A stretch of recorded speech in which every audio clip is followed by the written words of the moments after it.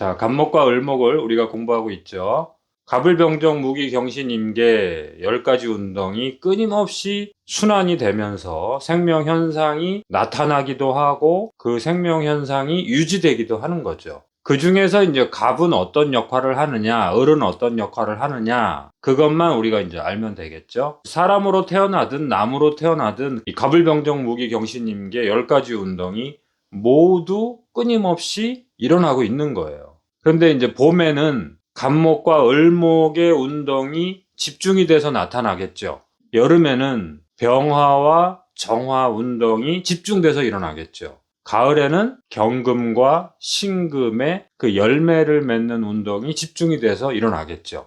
열매를 맺지 않는 나무라면은 에너지를 흡수하고 저장하는 쪽으로 나타나겠죠. 그 다음에 이제 겨울에는 임계, 씨앗 운동이라든가 아니면 뿌리 쪽으로 영향을 내려보낸다든가 그런 운동을 생각해 보면 되겠죠. 그것을 우리 사람한테 비유한다면 갑을병정 무기경신임계는 지속적으로 일어나고 있는 거예요. 근데 어떤 시간에 태어난 사람은 갑목이 특별히 발달해서 갑목의 특징이 나타나는 거고, 어떤 시간에 태어난 사람은 경금이 발달을 해서 금의 운동 특징이 더 특별하게 발달이 되는 것 뿐이에요. 사주팔자에서 나는 사주에 갑목이 없는데 그러면 나는 뚫고 나가는 난관 극복에 힘이 없는 거냐, 그렇게 물어보는 분들이 있어요. 그렇지 않아요. 갑을병정 무기경신임계라고 하는 이 에너지는 사람으로 태어나는 순간 모두 갖고 태어나는 거예요. 그런데 그 갑이라고 하는 에너지가 특별하게 발달이 되었느냐 안 되었느냐의 문제예요. 그렇게 이해하셔야 돼요. 사주팔자에 내가 갑목이 없으니까 큰일 났구나 이렇게 생각하시면 안 돼요. 이것부터 막 헷갈리는 분들이 있어요.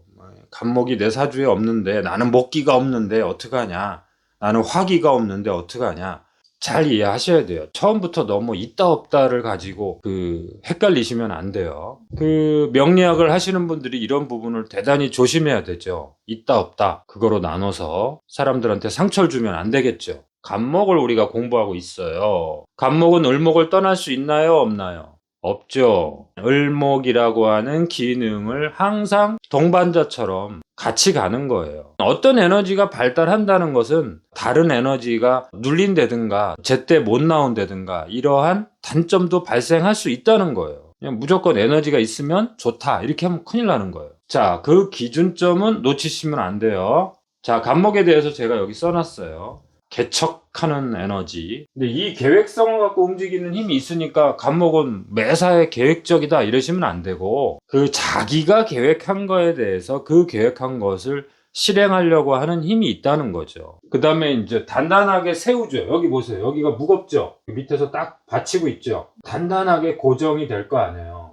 그 대신 이 무거운 짐을 내가 짊어져야 되는 거죠. 희생적인 요소가 발생할 수도 있겠죠. 계수에서 출발했으니까 갑을병정 무기경신임계 다시 갑 할 때 그 계를 갖고 나온단 말이에요. 그 계라는 게 뭐예요? 뿌리란 말이에요.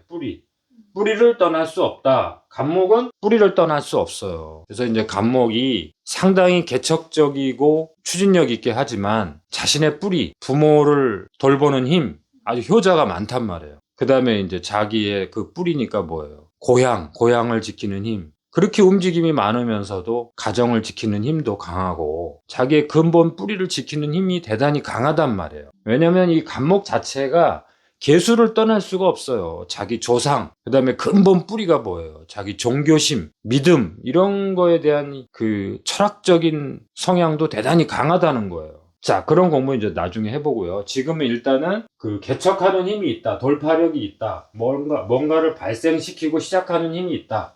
한번 쭉 나온 다음에는 대단히 빠르게 진행한다. 좀 급한 성향이 나타날 수 있겠죠. 애초에 나올 때는 툭 튀어나온 것 같지만 상당히 두려움을 갖고 있다고 그랬죠. 두려움을 갖고 있고 그걸 뚫고 나와야 되니까 외로움이 있겠죠. 항상 난관을 극복하는 분들은 그 외로움과 두려움이 있다는 거예요.